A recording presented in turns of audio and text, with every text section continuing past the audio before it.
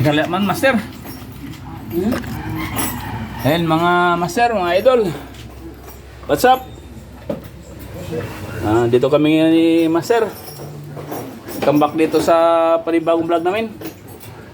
Gagawin ko yung master na sliding na hindi naman ganun karamihan. 2 seat lang na sliding. Doon, saka may mga reference master. Master, kaya ka muna. Nag-repair na niya yung sablay. Yung sablay na trabaho namin, sumablay. Sablay. Agad gano'n talaga tayo kahusa, mga master, ka-veterans, may sablay pa rin. Oo. Yung ginawa namin ng mga screen. Oo. Sumikip, nagbeto, binawasan. Nakalimutan ilis yung clearance. Kaya sumikip ng mga 1/2 ano? Oo. Ito master, ito binawasan namin ng itong binawas 6 na piraso. Nabawas yan. Isa ko sa ka-master, huwag hapon sablay. May kasama sa trabaho yan. Yung trabaho, sumablay pa, nagkakasbang lang. Kailangan mo, master, kailangan mo ilalim. Lagyan mo ng, lagyan mo ng, para hindi magasgas. Ito talaga, kulang talaga sa pag-inap ito eh. Lagyan mo ng, para hindi lapag, grabe lagyan mo sa rubber dyan, Ayan, para hindi lumapat sa kasi wala tayong linoleum tawag nito. Wala pa tayong carpet eh. Yung carpet natin dati nabulok na eh. Nabutas-butas mo eh. Kulang ng kumot. Kung wala ka rin carpet, master, pag gumagawa kasi, kailangan malinis lagi kasi magagasgas kasi ng aluminum sa birota, di ba? Kaya lagi yung sinisita kapag bubutas ng diretsong kahoy. Ayaw kasi bumili ng carpet. Bibili tayo. May carpet dyan, pero ano lang naman, 2x2 lang naman yung carpet. Kahit man lang sana kumot. Kumot nila. So ngayon mga master, meron tayong gagawin na ito. Ayan, 2 sliding. Ayan. Tapos meron tayong 12 pirasong uning. So marami-raming uning. So mapapalaban na naman si master ngayon pag-assemble. So ang gagawin ko, putol-putulin lang muna natin. Gamit ang makapangyarihang natin uli. Ito, mapapalaban na naman itong natin. Ayan, mapapalaban na naman to. So, yung natin, imbento. Invention. Tawag nito yung DIY natin na metro.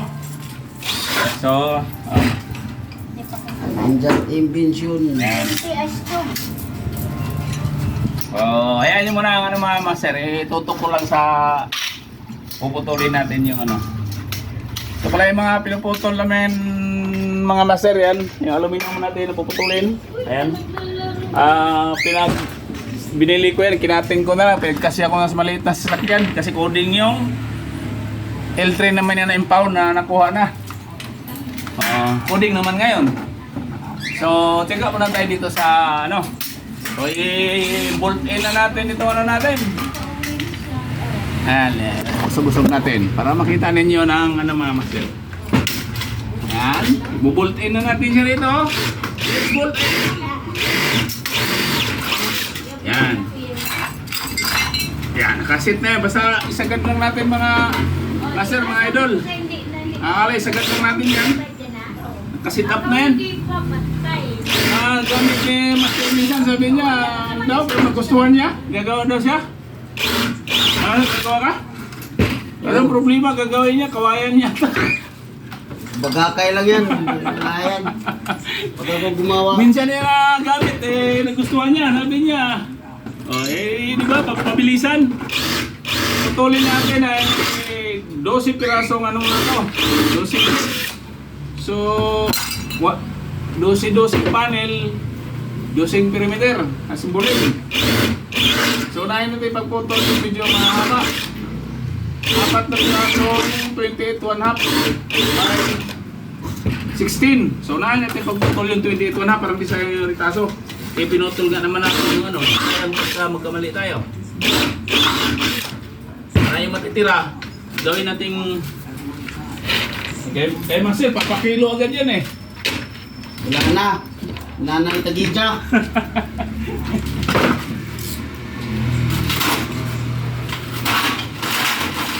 Wala na itagidya. So, Sa perimeter na tayo. Dali mo na handa ko lang yung mga perimeter natin mga kaloy. Hanapin mo na. So yan mga kaloy, na ano na natin. So unahin natin pagputol. 28 1/2, 16 piraso.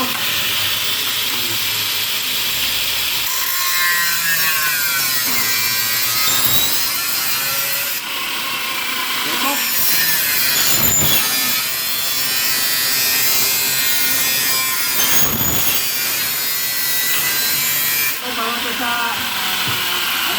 22, diba?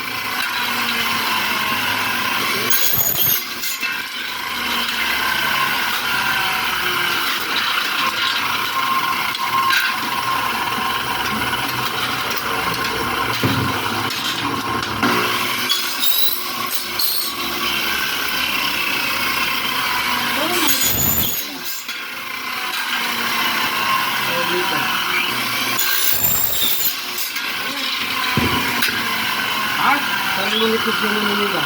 Medyo manipis. Dalawang klase aluminum kayo ito.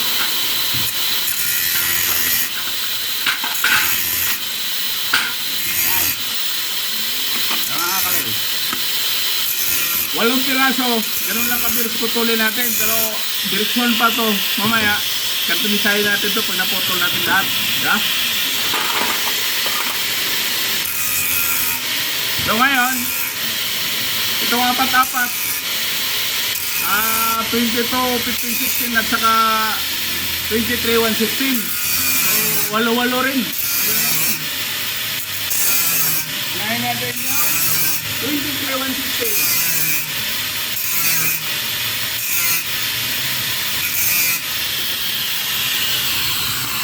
Yan. O, ito ritaso natin, magagamit na to, di ba? Kaya abang natin yung ritaso natin.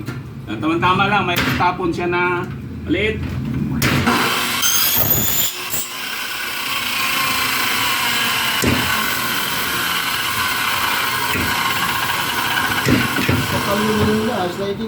O, ito na yung tapon natin mga kaloy.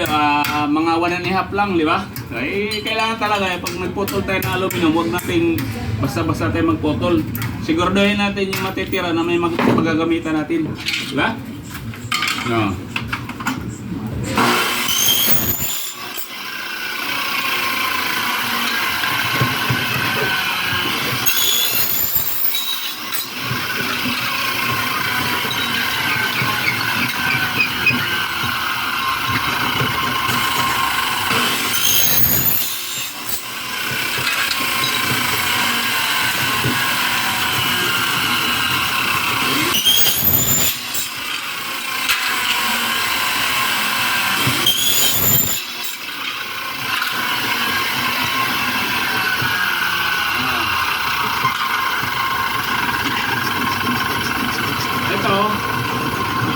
Ganito, sukatin natin yung magagamit ba natin ito mga kaloy kapatayo, yung matitira.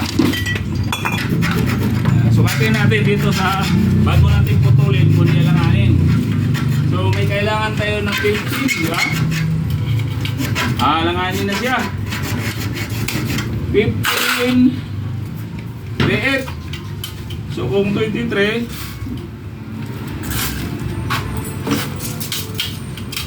langanin na siya, gawin na natin ito siyang puro patayo na siya, di ba? Kasi mayroon tayo doon 16 na patayo, doon natin ito gamitin. Ayan, tabit din. 2, 3, 4, 5, 6, ano pa? Huwag mo palit yung mga Mamaya, practice ko lang ito.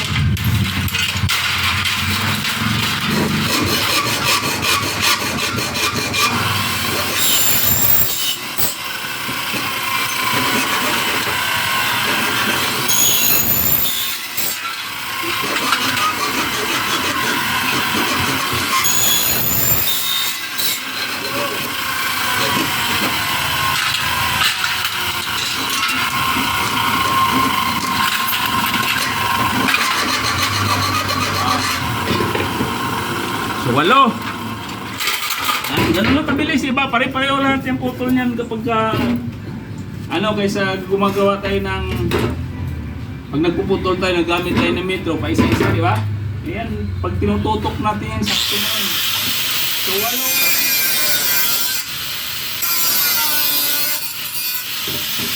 20 to 15, 16.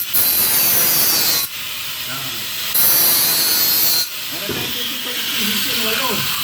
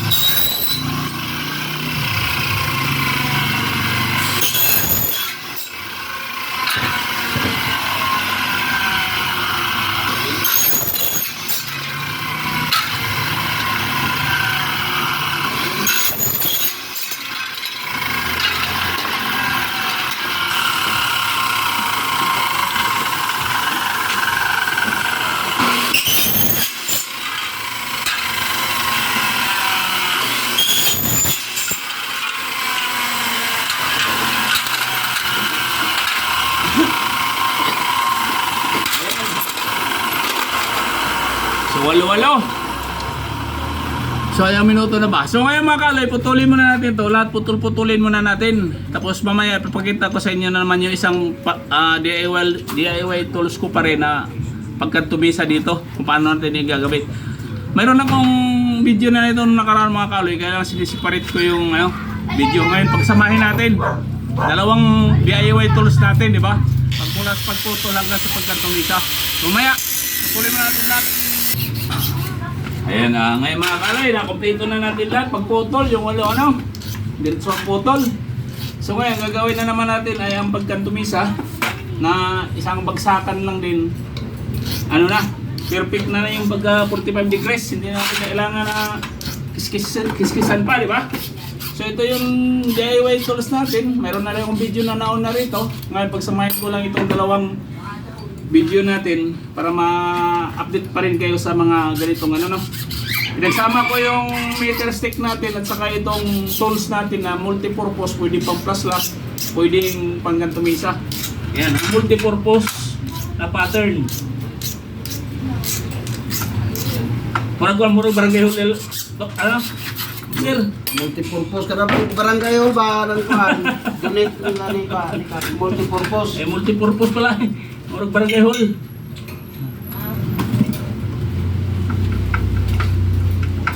May butas na ito dito mga kalay. Ano na lang natin? Tornilyo na lang. Naka-sit up na rin yung butas dyan.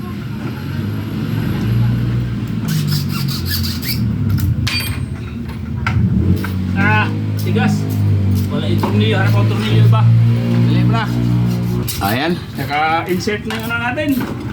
Na-screw na. Ngayon, itututok na lang natin yung aluminum dulo para saktong butol na. Saktong natumisa na. Okay, tutok lang natin. Isang bagsak lang yan. Ano na yan? Sakto na yan.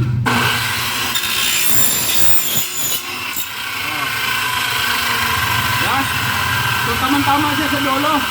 Hindi na natin kailangan na ganun-ganunin pa natin, di ba? So, kung ma-slanting konti yung aluminum natin, hindi natin kailangan ng rivets para magpantay. Ito, pinakalangan ko dito sa ibabaw yan. Medyo bingkong yung pero okay na to. Nasa kung mga kapal na aluminum, perfect yan. Sa mga maninipis kasi may bingkong eh. Ayan, tutok lang natin. Sakto, di ba? Ngayon, nilalagyan ko na ang dito yung rivets para magpantay. Yan. Galang ko lang dito yan para hindi na siya kailangang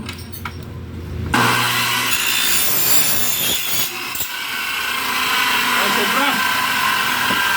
Makapal yung rivets. okay na. Madala, ano na yan, susunod na yan. Kahit na hindi nakalangan.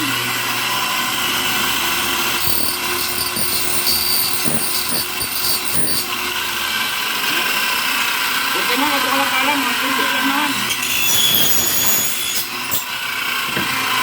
Nagkakasimbol lang yung kaloy. Hap, okay.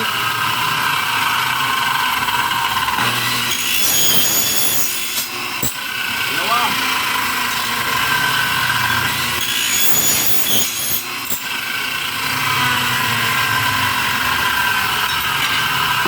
Bilis.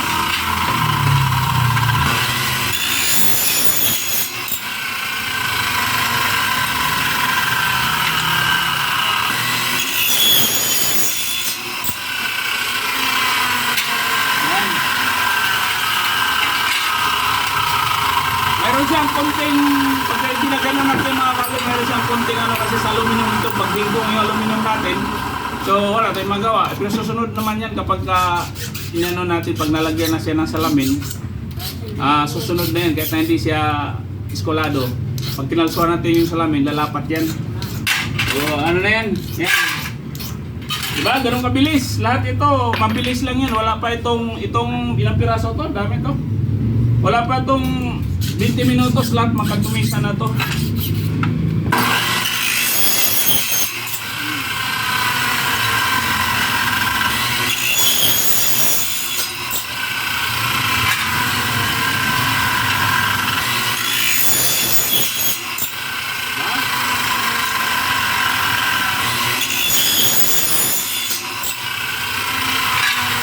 Bababaan na natin yung oras natin para makita nyo. Ingat lang sa kamay. Baka mamaya, nagugulat ko yung kamay nyo, tumalsik na. Dalirit ka lang, dalirit.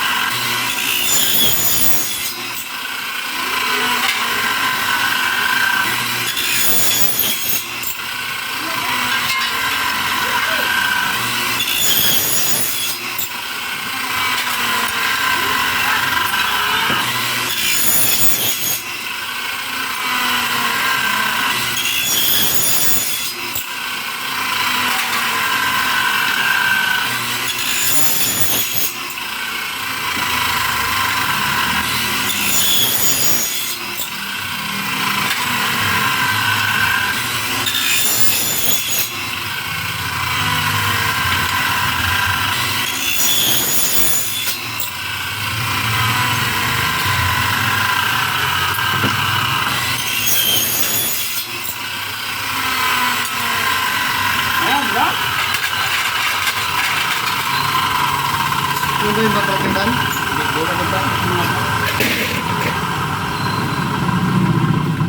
So yun, ganun kabilis, diba?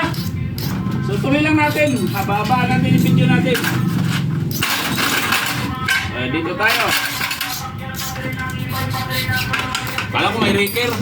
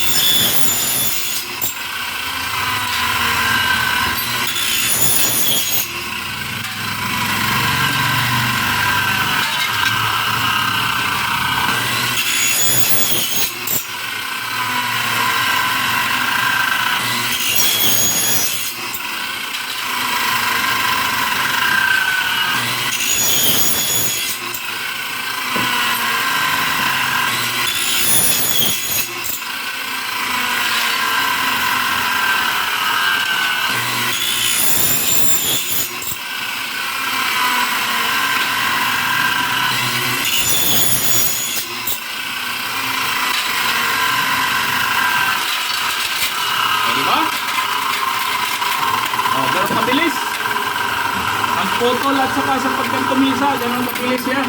Pag mayroon tayong mga ganitong, mga ganitong DIY na tools, ayan.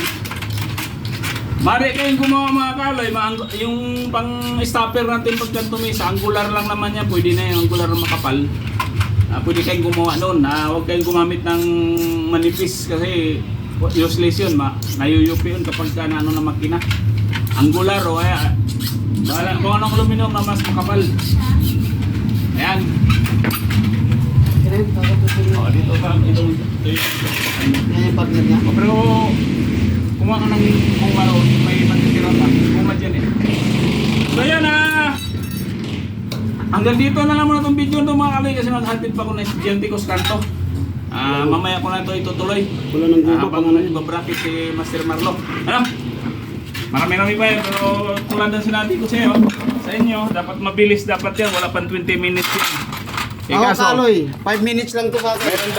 Mayroon tayong obligasyon pa hatid muna natin habang nag-assemble si Master mag-bracket, no? 5 minutes lang to akin, Kaloy. Ayan.